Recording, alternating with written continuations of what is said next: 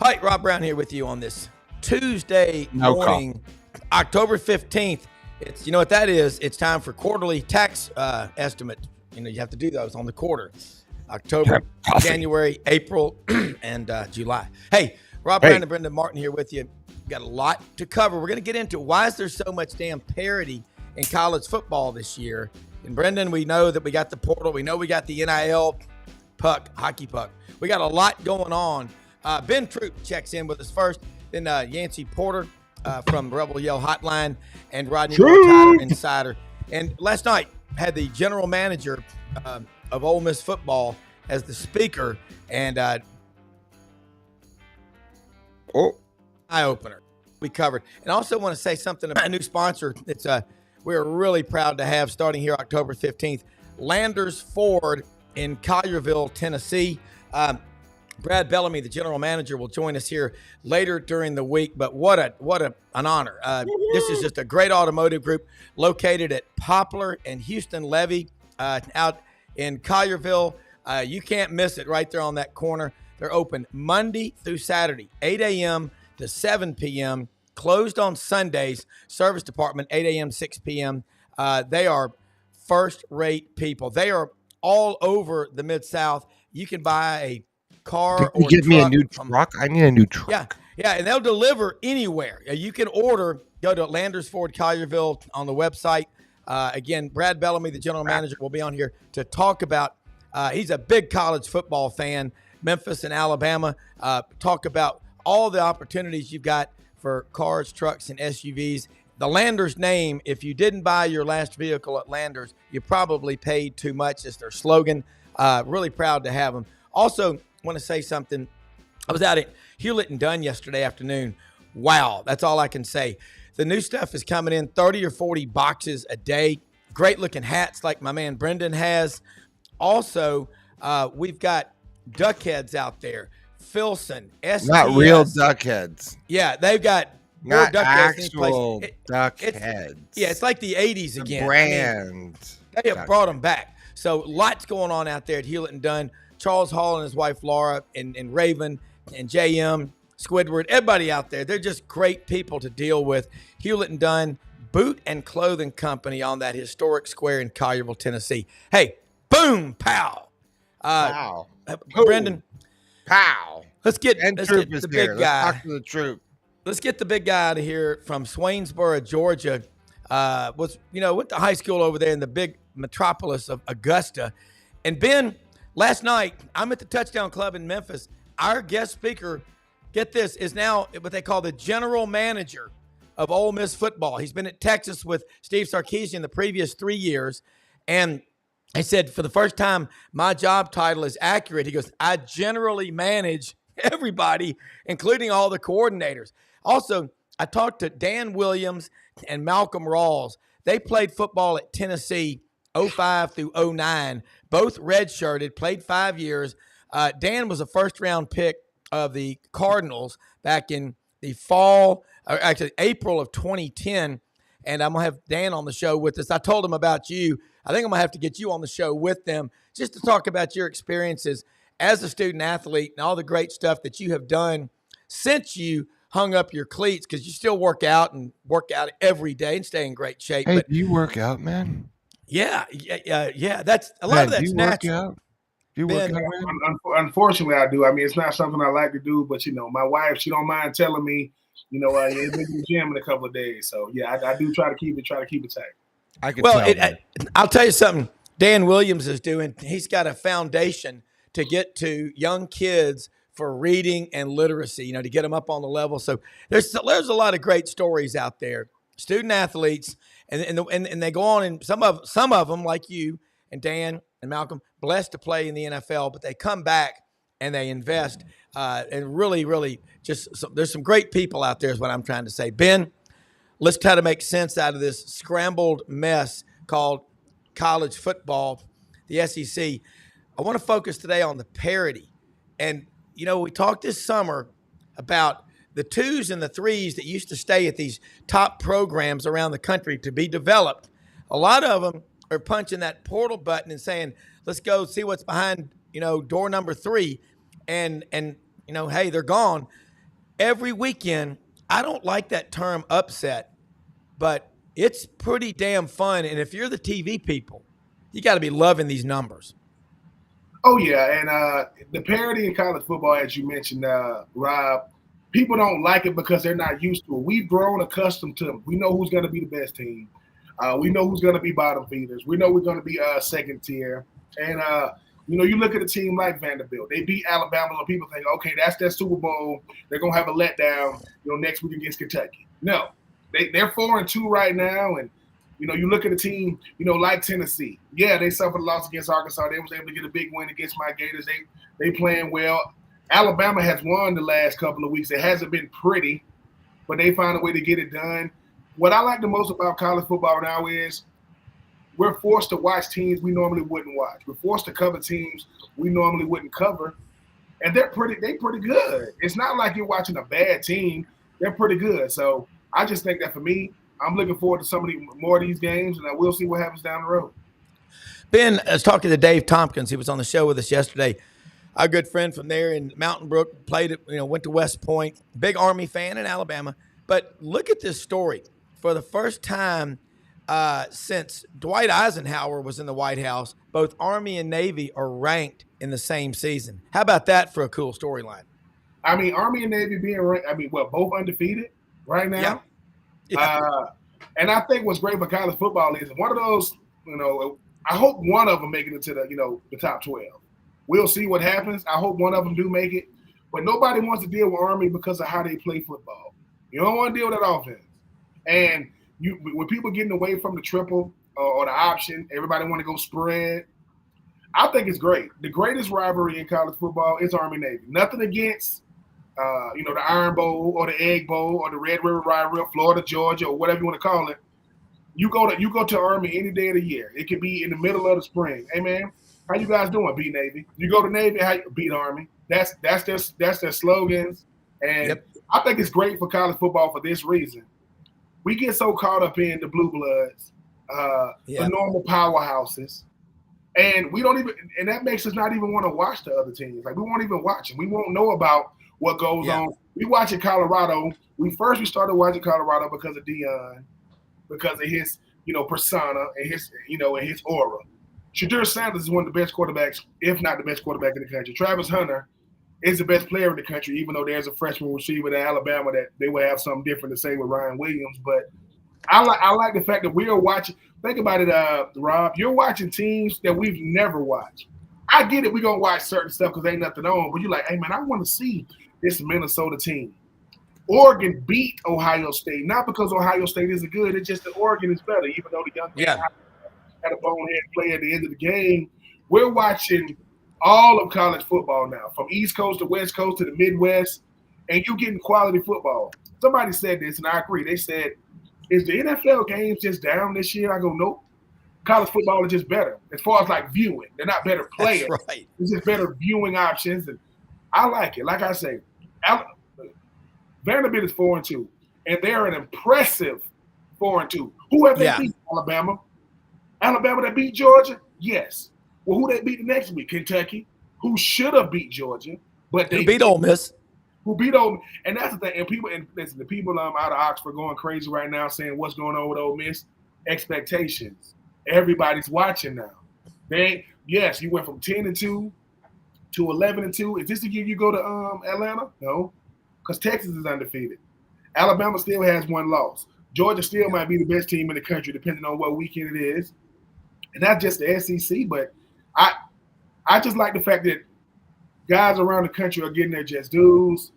They're not making excuses. If you are the head coach in Auburn, stop talking about these programs that have less talent but are doing well.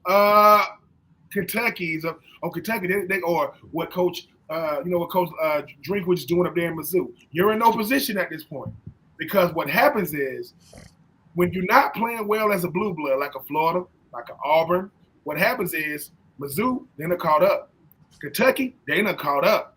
Doesn't mean that they're a better program, but while we're not focusing on them, they in the gym, they working out, and then when y'all meet each other on a Saturday afternoon, they'll say, wait a minute, Kentucky is 3-0 the last 3 years against Florida. Florida got Kentucky this weekend for homecoming. Kentucky, like, y'all gonna pick us for homecoming? Really? So, yeah. But I love it though. I like chaos more than anything because it's one of my favorite movies. You know, what was Batman Forever or Batman Returns when they had Keith Ledger. Heath Ledger. He's playing the Joker. And he says, "Listen, he says no one goes crazy as long as everything goes to plan. As long as everything is a part of the plan, no one goes crazy. Well, this ain't a part of the plan. Somebody didn't tell Vanderbilt. Somebody told Ole Miss, oh, y'all going to Atlanta this year? Yeah, we'll see about that. And I love it, Rob, because like I say, this is only week 6, and week 8 coming up. Yeah. Well, Ben, I'll throw something at you. You're right about the chaos. You've got 32 NFL teams. All right, you got 134 Division I teams, and our friend John Hartwell, the athletic director at ULM. We talked Thursday night. He called me. He said, before the season started, ULM was ranked 134th out of 134 Division I schools. All right. Said they brought in that coach, Bryant Davis. We had him on the show about 5 weeks ago. He's been around. He was at UAB as the interim coach, but they chose to go with Trent Dilfer. That ain't working out. I don't, and so Bryant Davis, Bryant Vincent, Vincent Bryant, he's unbelievable what he's doing down there at ULM. And now they're like ranked in the 50s, maybe higher out of 134. They've got a T-shirt that says PTW LFG. Prove them wrong and list fast go. You know what I'm talking about. But that shows you the power. You come in and get these guys to believe anything's possible. And they're on the way to bowl eligibility, but once they get to that 6th win, you got to get more. Ole Miss, the GM last night at the Touchdown Club in Memphis said, this is what I totally agree with. It's a sign of how things have changed at Ole Miss. They haven't won in Baton Rouge against LSU since 2008.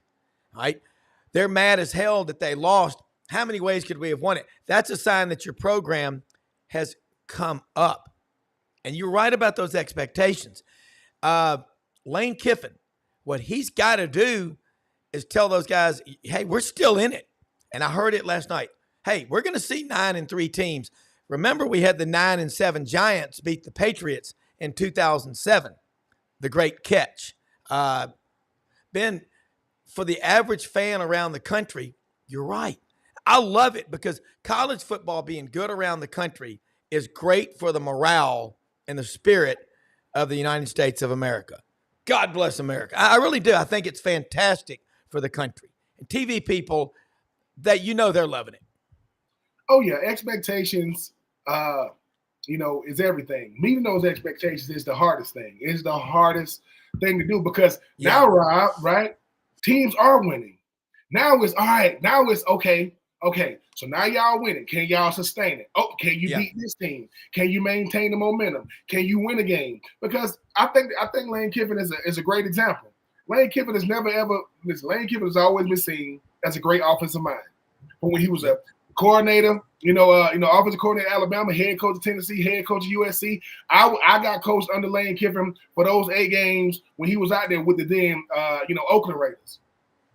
Lane Kiffin knows this though. Hey, Lane, yes, sir. When you gonna win the big one? See, the hardest question to answer is the hardest game to win. That's how it goes. And for him, he's got to do it. And I know it's like, well, dude, they went 11-2. Yeah, but what did they win? And I'm not saying they didn't have a great season, but what classifies as a great season at Ole Miss is not the same as a great season in Alabama.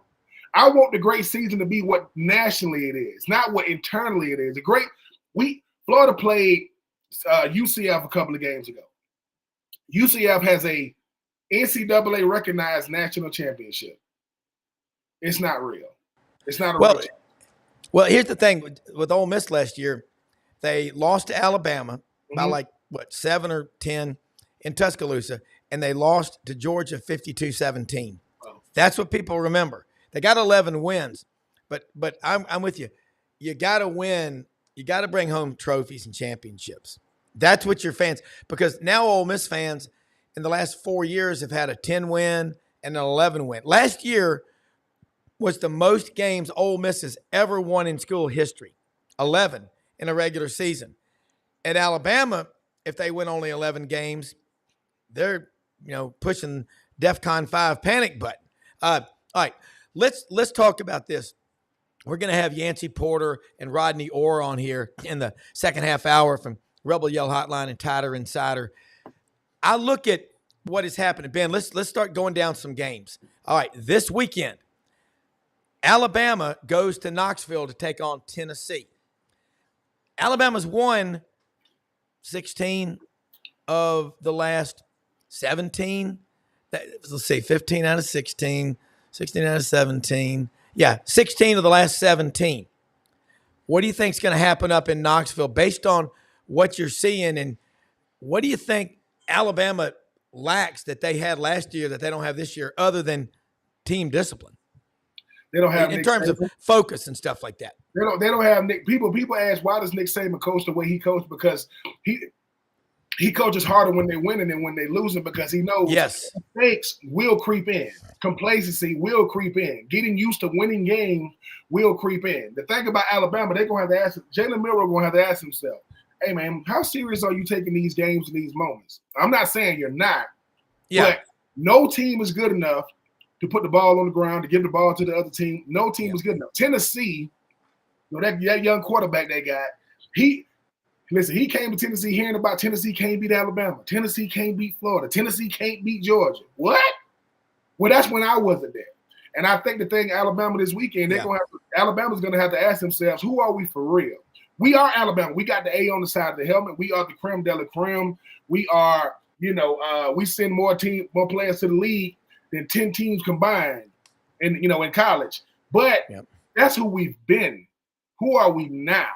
Because the thing about a Jalen Milroe is it's real similar to a Bryce Young. Bryce Young won the Heisman at Alabama. He didn't win a Natty.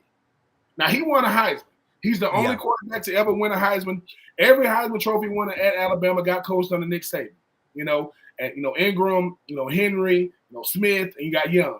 If you ask Bryce Young, what are you most disappointed with your career? We didn't win a national championship. What?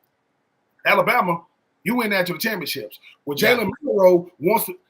I don't want to get invited back to Alabama because I played quarterback at Alabama. I want to get invited back because it's an anniversary team of winning the national championship. Because that's the standard down there. If you are Tennessee, you are saying, hey man, you see how Vanderbilt, beat Alabama? Yeah, we want some of that. Why? We don't want to. We are the flagship school in Tennessee.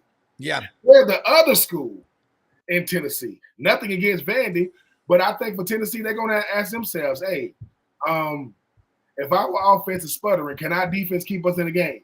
Because last week against my Gators, I don't know what went on with that Tennessee offense, or maybe Florida defense is in the play. They're gonna.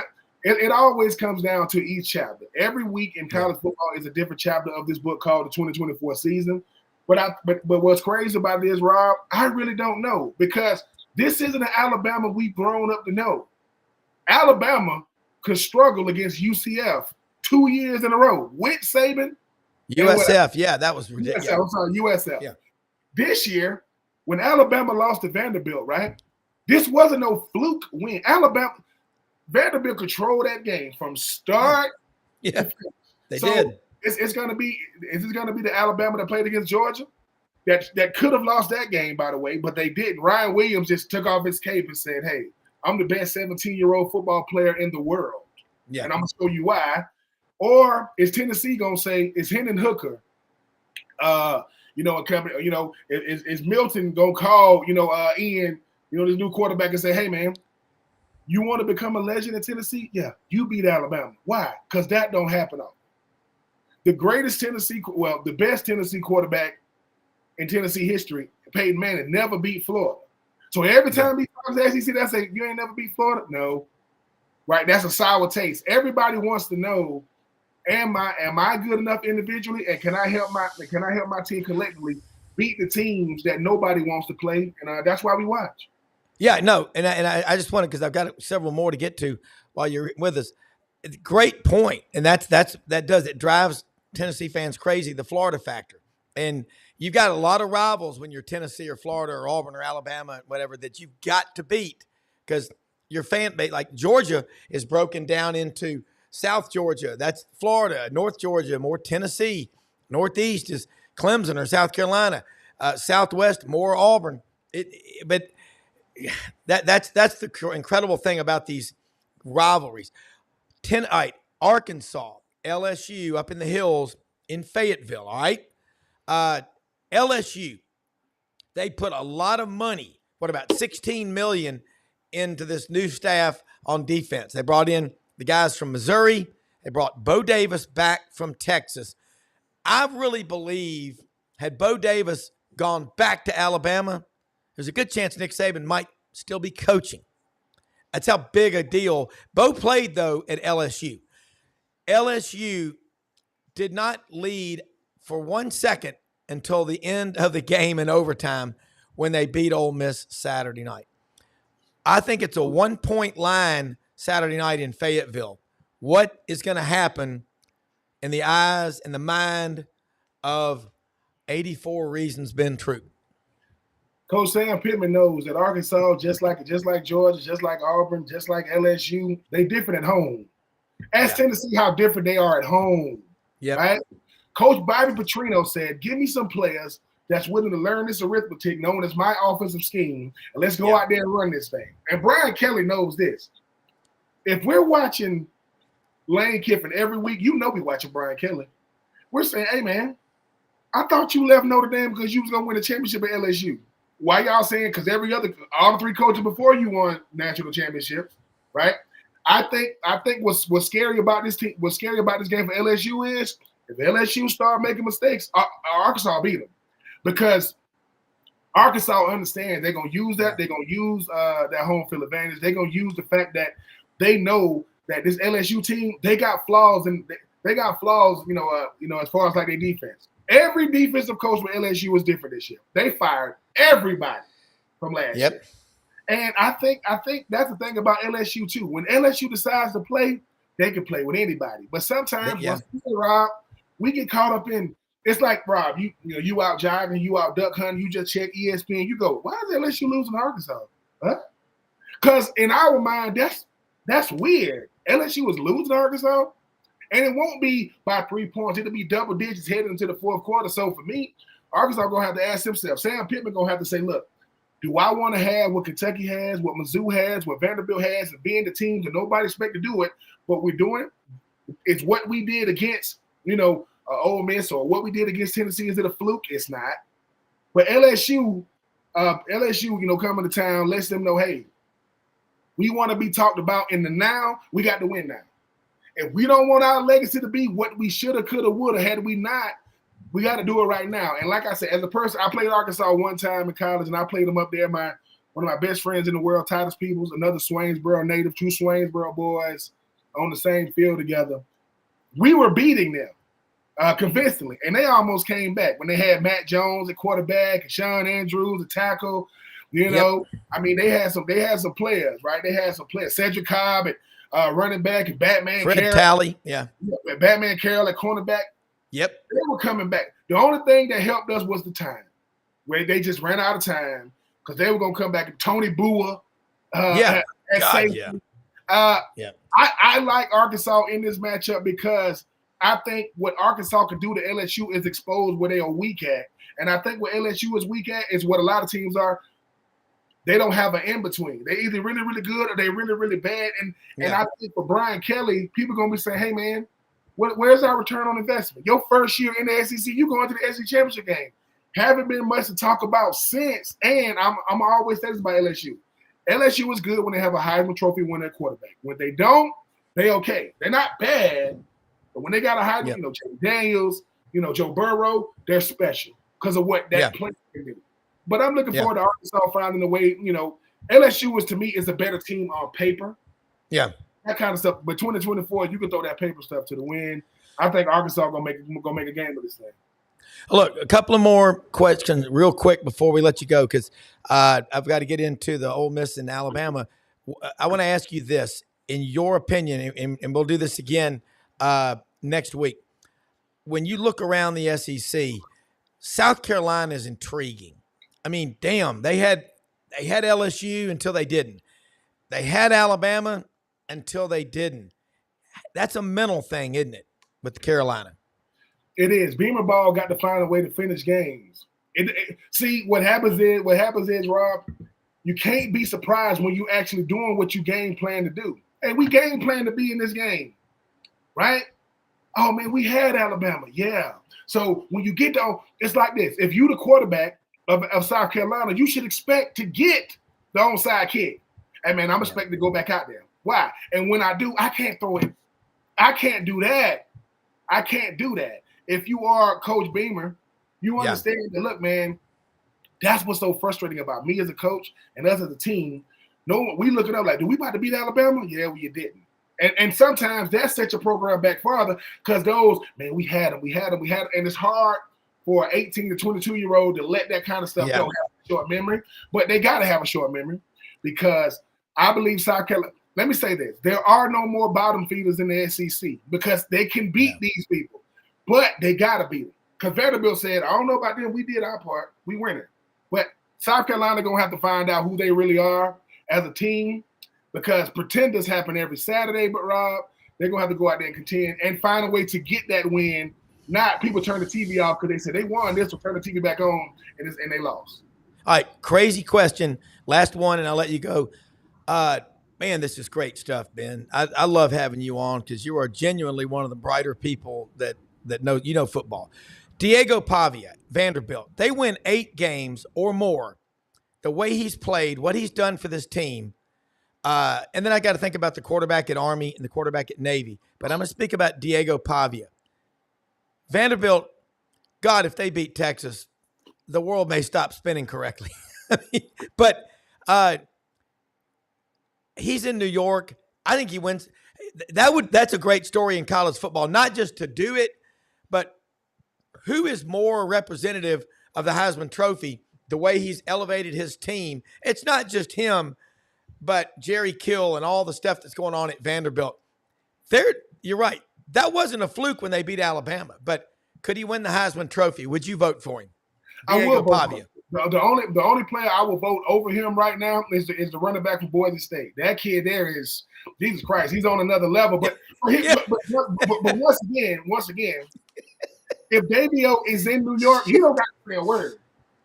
The fact of the position he plays and where and the conference that he plays in, they're gonna say, "Hey man, let's just go through the resume."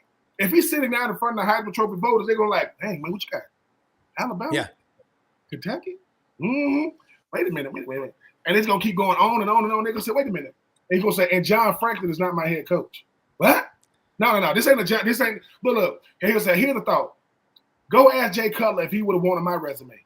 Jay Cutler, first round draft pick Jay Cutler. Jay Cutler wasn't doing stuff like this at Vanderbilt at all. He couldn't even. No. And it wasn't because, like I said, Davio represents this. Every player wants to say who was the player that changed the whole course of the entire program. Davio can do that. He can say, "Hey man, we're not too many years removed from Vanderbilt beating Tennessee every other year." Now that's not happening right now, but Davio, this is what Davio is really doing. He's saying, "Hey, I get it. I'm not on the sexy team. The sexy team, wears that Tennessee orange. They're in Knoxville. Yeah. But I think I'm better than the guy in Knoxville. Now I'm not gonna say that publicly because I'm respectful to the game. But here's the thing: if Tennessee loses to Alabama and Davio beat Alabama, what? I mean, what they gonna say? Because I remember Diego's tough. I mean, he's the guy you want in your locker room. If you get in a fight, I mean, I want that guy on my side. He thinks he's the best player on either team every time he steps on the field. What's not to love about that? That's how I feel when I'm on this show. I mean, when they was interviewing him after this recent win against Kentucky, he's looking at the interviewer like, "Why are you so surprised?" Because he's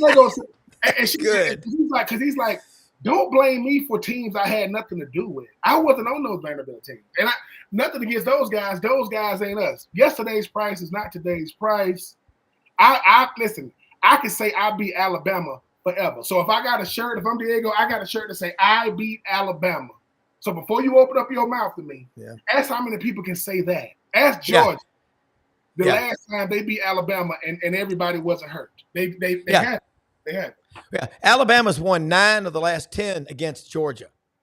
9-1 in the last 10 games. It's crazy. Ben Troop, tell people how they can follow you, keep up with all your great work. Absolutely love having you on here. You're an awesome dad. Audrey loves you, man. She goes, that guy is, because she works with young kids, and she just thinks that you hung the moon. But tell them, and we'll do it again next week.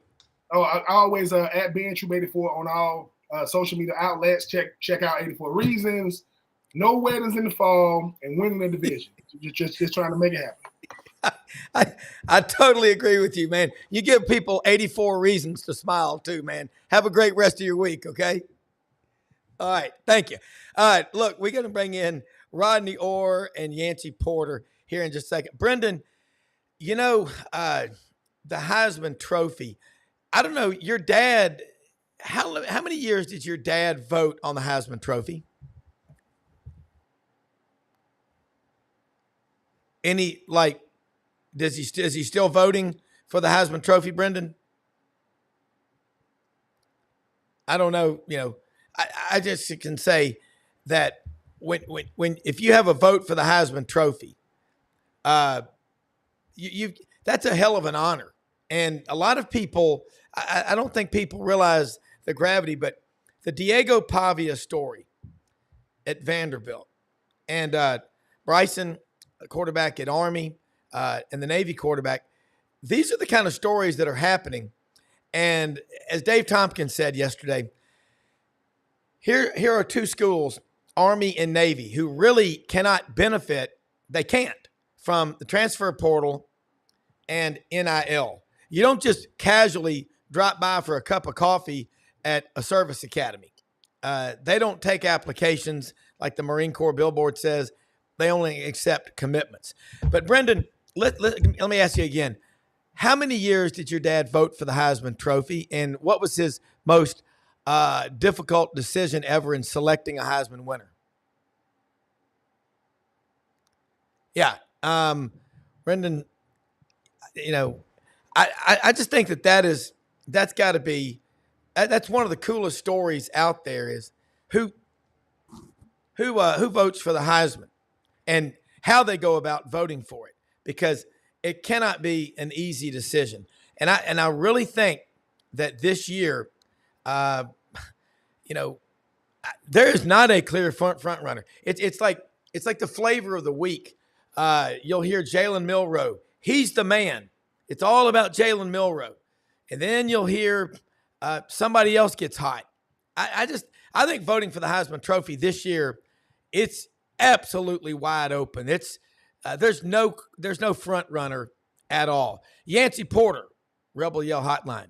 Catch him Monday nights, 6 p.m. Central on the radio and Super Talk Mississippi, Sports 56 WHBQ in Memphis. Yancey, damn it, Ole Miss lost last play in overtime against LSU Saturday night. Hadn't won down there since 2008, but they won 18 times in history in Baton Rouge. That's a bloody, nasty, hate-filled rivalry. Everything we love about college football. But where do the Rebels go from here? Still got a bunch of games to play. Yeah, man, you know, as you saw in that game, they made enough mistakes to lose 10 games, you know, last Saturday night. You know, they played like a team that doesn't know how to win, which is so odd considering it's the most experienced team in college football. You got a 3-year starter there at quarterback's a team that's won a lot of games together. You know, and look, let's call it like it is. That should have been 3, 4, 5 touchdown victory for Ole Miss Saturday. And they just, you know, they shot themselves in the foot over and over and over again. And you can't do that. You can't do it in Baton Rouge. You know, the first 4 possessions, they had the ball where they were inside the 20-yard line, all 4 possessions, 3 of them inside the 10, and came away with 0 points. Yeah. That's not how you start off at nighttime No. on a 100-year anniversary, a reunion of sorts for LSU at nighttime. They just, you know, they didn't play winning football And you look at both games that they lost, and they did everything they could to lose those games. Everything went against them. They made mistake after mistake, and they're losing on the last play of the game, and that's the shame about it. Well, it's the SEC, and we had the new general manager for Ole Miss spoke at the Touchdown Club in Memphis last night, and Billy Glasscock, I think, is that his name? Yes, sir. Yeah, it was really, man, you had your head spinning. It was revealing, to say the least. This guy's got a hell of a resume, like 26 years worth. Comes to Ole Miss after being at Texas with Sarkisian for the last 3 years. And he talked about, as I referred to earlier in this morning's show, that's where Ole Miss football is. They're madder than a bunch of wet hens that they came away with a loss in Baton Rouge versus, man, we played them a good game. The hell with that. Close only counts in horseshoes and hand grenades last time I checked. But yeah, I mean, look, that's a good sign.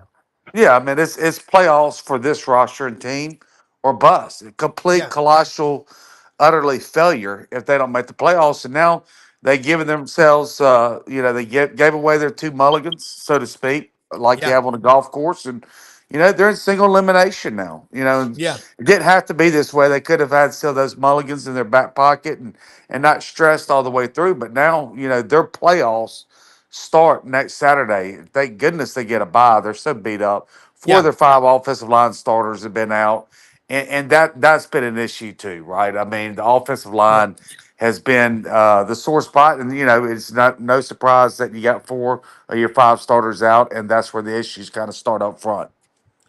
Well, I tell you, Ulysses Bentley came through the other night, and you thought, okay, with him rolling, they'll win. Let's start getting this conversation ginned up, man. Our version of the Grand Ole Opry, we're going to bring in Rodney Orr, Tighter Insider since 1996, folks. Only $48 a year. It's inflation proof.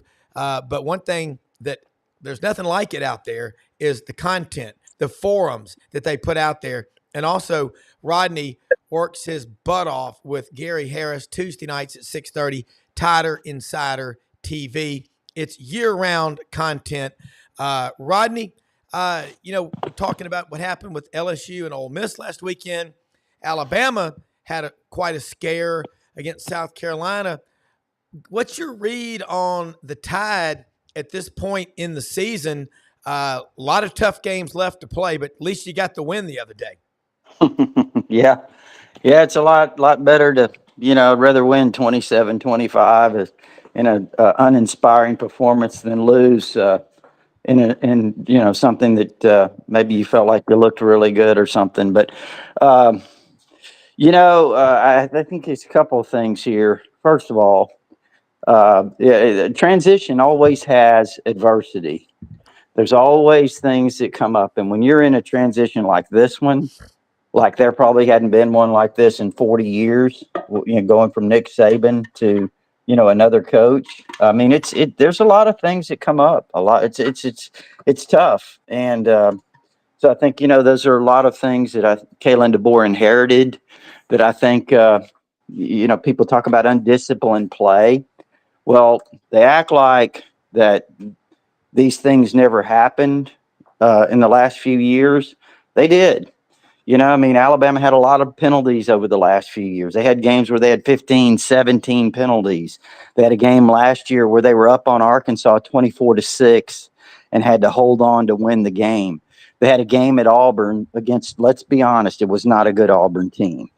And they need a miracle throw to win the game. People forget about that. You beat Georgia, you snapped their 29-game winning streak in the SEC championship game. People forget about all those things, right? Yeah. So I'm just saying, Kalen DeBoer, right now, bottom line, they're 5-1. They're in the same exact position in that regard as they were last year this time. I'm not predicting anything by any means. Got a long way to go. Like I said, they got to clean up the undisciplined play, penalties, self-inflicted wounds, avoidable mistakes. Got to clean those things up. And if they do that, that gives them their chances of reaching goals are going to be exponentially higher. Yeah. But they also obviously have some issues on defense, Rob. Yeah. Well, Rodney, Yancey's been so accurate in his, you know, watching Ole Miss play every game, and you do the same thing with Alabama. It seems to me, Alabama, I'm not used to them giving up so many points. Uh, it starts up front on the defensive line. Let's get a temperature check of the Alabama front seven and the depth. Yeah,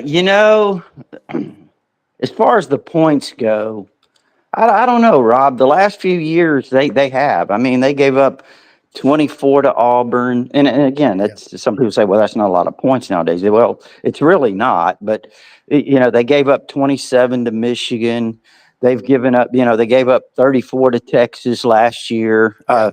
They've given up. They've had issues on defense over the last few years, if you want to call them issues, relatively speaking, to the mid-teens when they shut people down. Yeah. Games changed.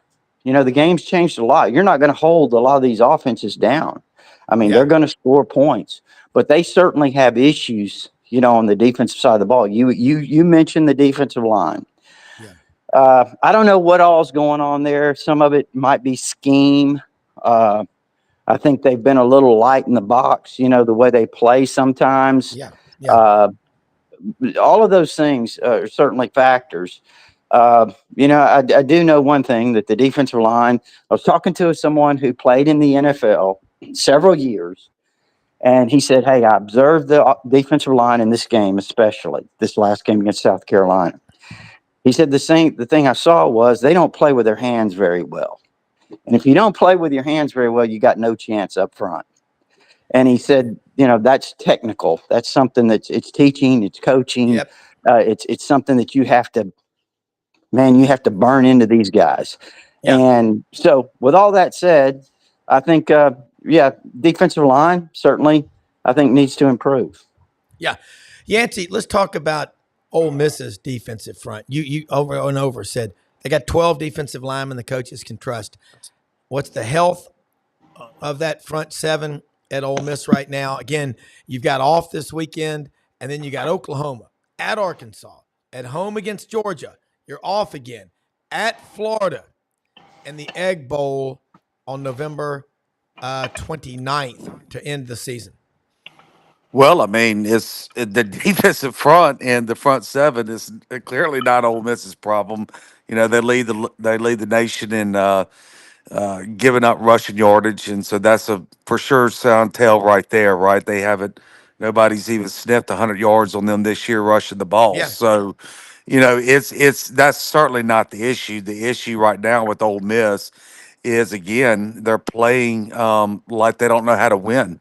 They're making mistake after mistake. I think they're 132 out of 134 teams in penalties per game and yardage per game. Lane's bread and butter is what the offense, and you're Yeah. bringing back, 10 starters off of that offense from last year. That's so dynamic. And look, now again, you've had 4 out of your 5 starting offensive linemen out the last 3 games in SEC play, and that's not easy to overcome. They No. felt like they had 10 deep there on the offensive line, but they're not playing well as a unit, which is not giving Dart any time to throw the ball. But all their pass plays are slow developing. They're throwing the ball 40 yards down the field on 5-6 Mississippi while Dart's scrambling around. Everybody's wondering, where is the schematics that's made Lane so brilliant? If you're struggling up front on the offensive line, why are you not doing quick hitters? Why are you waiting? Why are you doing, 3-5 step drops and allowing if your offensive line is having troubles right now? It's the offense that's hurting them, right? They're third in the nation in points given up. They're first in the nation in rushing yardage given up. The defense is not the problem right now. It's clearly on the offensive side of the ball.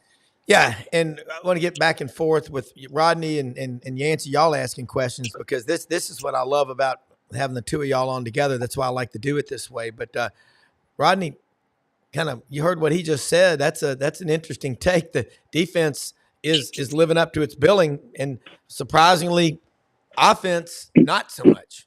Yeah, no, I think that is. I haven't been able to watch Ole Miss a lot, but good to hear Yancey's take because that is very interesting given Lane's expertise. I mean, he's usually the best. I mean, he can scheme around things probably as well as anyone I've ever seen. I saw him do it at Alabama in 2014. He took Blake Sims, Yep. and Blake threw for 3,400 yards and 28 touchdowns that year.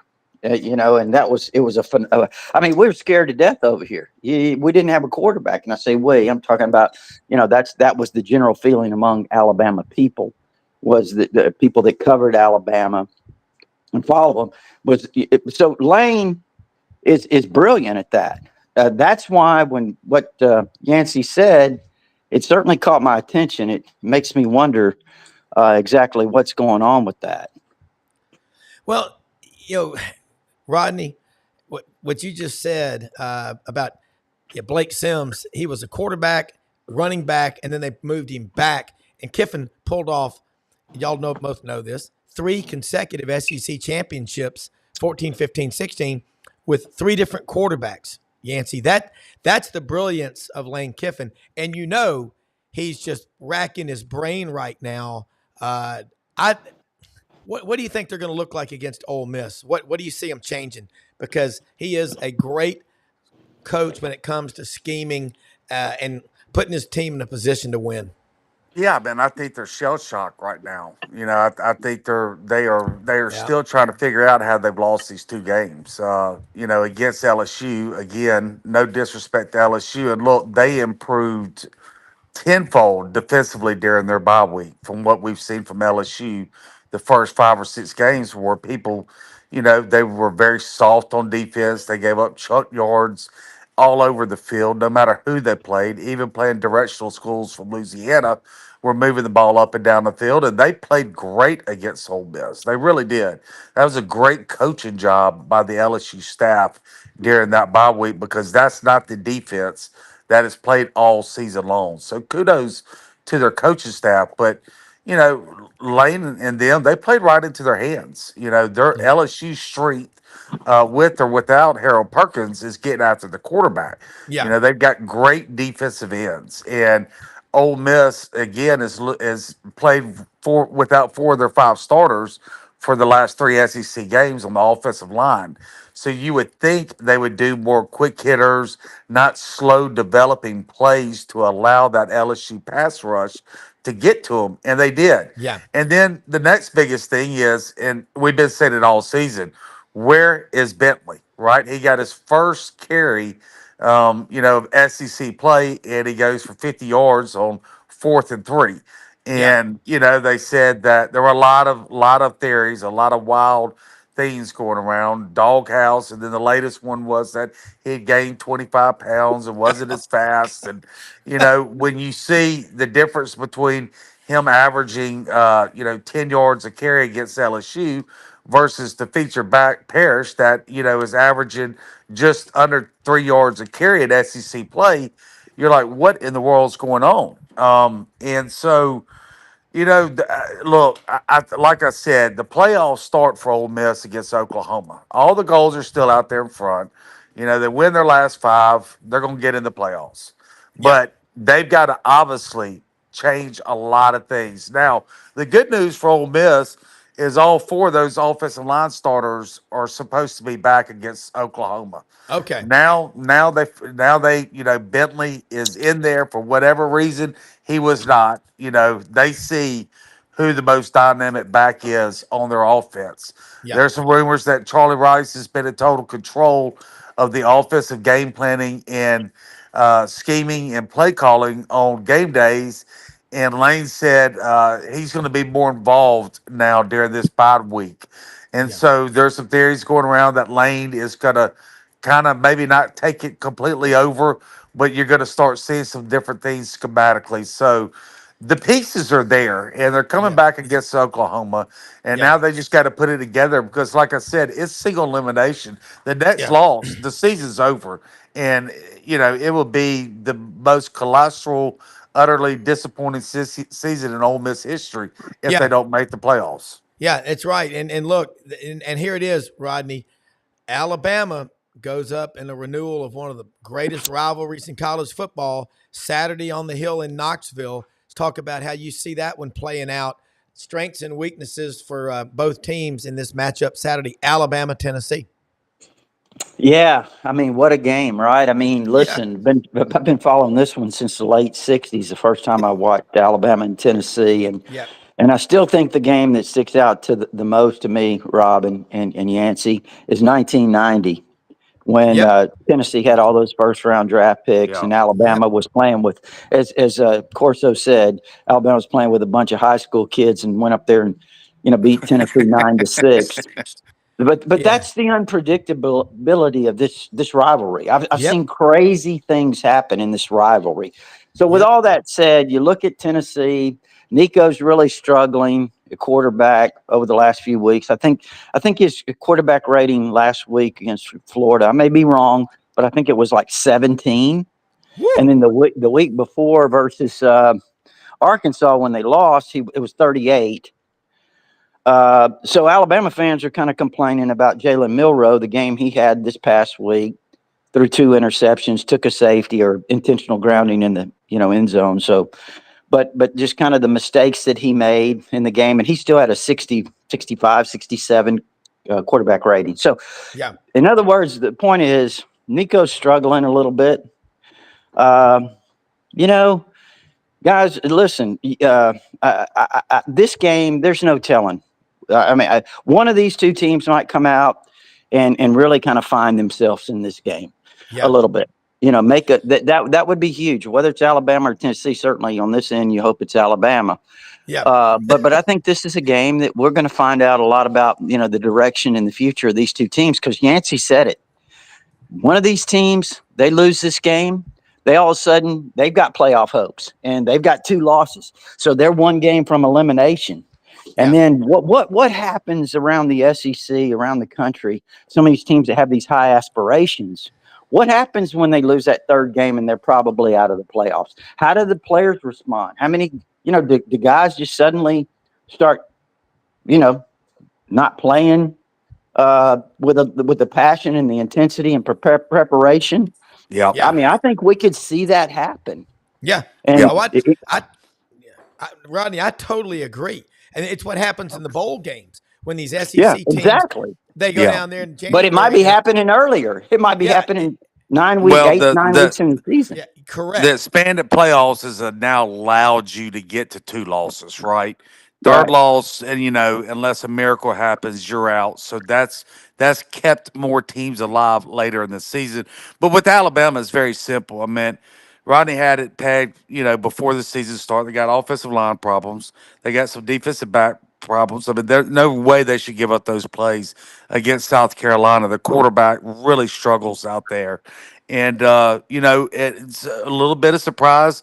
Their front 7 has been a little soft, and that's really the only surprise of the team. But Alabama, they're in a predicament that they got to have Jalen Milroe play like Superman, and when he Yeah. does, they're really good, and they can overcome those deficiencies. But Jalen Milroe's, his enigma, his whole career has been he's simply inconsistent. You get the first half of the Georgia game, Jalen Milroe. You get the second half of the Georgia game, Jalen Milroe. You Yeah. get, spurts, Jalen Milroe against South Carolina, and then spurts, Jalen Milroe against South Carolina. And so because they're not able to have that suffocating defense and that ram it, bam it, rocking, socking running game, they got to have Jalen Milroe play on top of his game throughout the game, and he's that just hasn't been him throughout his career. Yeah. And again, they're going to go as far as Jalen. If Jalen goes through spurts, 2 or 3 quarters, 2.5 quarters, and being really off, it's really difficult for Alabama to win because they're not as superior at those other spots as they've been the last 20 years. But if Jalen Milroe is playing like that first half against Georgia, they even with those deficiencies on defense and some offensive line issues, they can beat anybody in the country. Yeah, well, and that's the crazy part. I mean, back in 1990, you talk about Philip Doyle. I mean, I think he was from Springville, Alabama, just north of Birmingham. He kicked about a He 50. went to Huffman. Yes, Yeah, Huffman High School. Huffman in Birmingham. Yeah, and I just remember a friend of mine. She was from Springville, Alabama. She was a Tigerette. Tried like hell to recruit him to Auburn. He kicked it. Alabama won 9-6. I know exactly where I was, right by the drill field at Auburn, and nobody gave Alabama a chance in that game. Remember Dale Carter was at Tennessee. That team was loaded. Man, what a weekend, Oh guys. yeah, And they had 2 first-round offensive tackles. They had yeah, several. The Dale Carter was NFL Rookie of the Year a year yeah, later. I mean, you could go on and on and on about some of the defensive players that they had, the offensive players. yeah, I mean, they had great receivers. Alvin yes, Harper. yeah. Many of those guys that you remember. Carl Pickens Carl came in Pickens he was really good. out of Murphy, North Carolina. And I think those guys in that game, this show you the greatness of Bill Oliver. In that God, game, all those great receivers they had, I think, caught one pass yeah. in that game. Brother Oliver is the greatest, in my opinion, it's the greatest defensive coordinator in the history of defensive coordinators. I think he's that He good. certainly was good. And it's not really fair for Milrow too, because it's it's difficult to play at a very high level all the way through games, right? It is. And then he's going to get a lot of the blame if they lose some more games, because it will most likely be because he wasn't on top of his game. But it's a team game, and that is a perfect example of why it's a team game. He shouldn't have to carry the whole Alabama team, but that's where they are right now. Yeah. And the good thing about Alabama and Tennessee is they both still got one loss, Yeah. right? They can still get that one more loss. So it's not an elimination game for either team coming up this Saturday. You certainly don't want to give away all your mulligans like Ole Miss and Yeah. then have to go undefeated down the stretch. But you can play a little bit looser. The odd thing about this game to me coming up, the fascinating with the Tennessee Alabama matchup, is neither team has played well the last 2 weeks. Yeah. And usually you see when a team doesn't play well, good teams, you see the NFL every week. When they don't play well one week, they play really good the next week. When they play really good the next week, they don't play really well the week after, right? It Yeah. just it goes back and forth. But both of these teams are coming off back-to-back games where they didn't play well. And it's going to be interesting to see if one of them steps up and plays really good, or if they both kind of struggle and somebody just has to win the game. Yeah. Tennessee's defense is probably the thing that sticks out to me. Yep. I think they've been They're pretty good. good.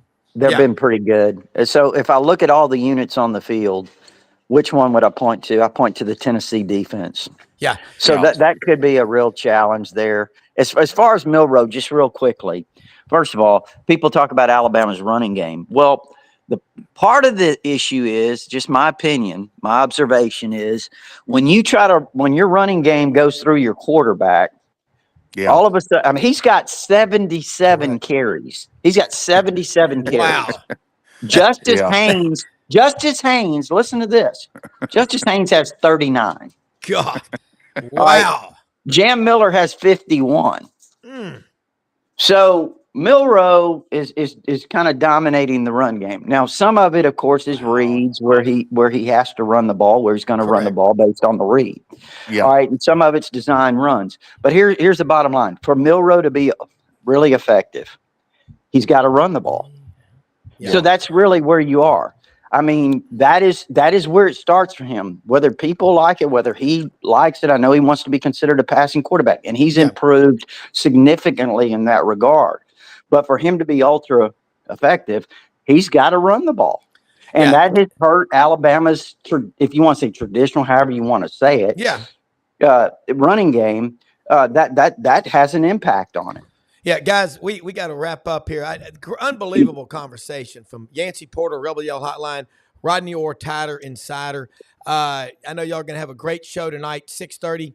Catch it live, guys. Tider Insider TV on YouTube. For our executive producer, Brendan Martin, I've got to bolt to Memphis for a quick meeting. But we will be back tomorrow morning. Most often we see the face of Christ in the least among us. Folks, we're the most blessed people in the greatest country in the history of the world. Free speech, alive and well, always on this show. Hit that subscribe button. Check out our sponsors and everybody on sidelines.live. Another great show in line for tomorrow. What a weekend. We just talked about it. Get ready. Have a great one. See you tomorrow.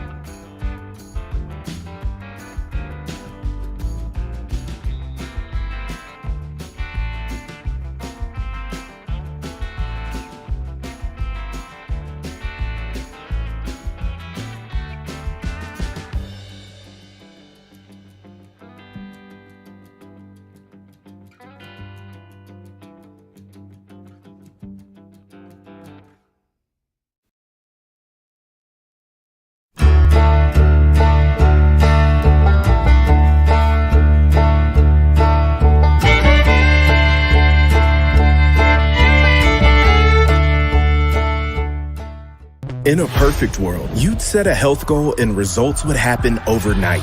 In this world, the real world, it takes time, dedication, and the right support to achieve your best self. The Vitamin Shop's health enthusiasts are here to make sure you're not wasting a single moment on the wrong supplements. From the highest quality sports nutrition and superfoods to the most sought after trends, you'll find a huge variety of science-backed solutions for every goal. And the people to help guide you along the path to greatness. Unbelievably, every 2 minutes in our communities, a child is either bought or sold for sex. I am Ari Dickey, board member for the Nashville Anti-Human Trafficking Coalition. Join me and millions of others in our fight against human trafficking and for its victims by helping to educate the most vulnerable among us, our middle and high school students. Go to nhtcoalition.org, become a partner, and help keep our families safe, because none of God's children are for sale.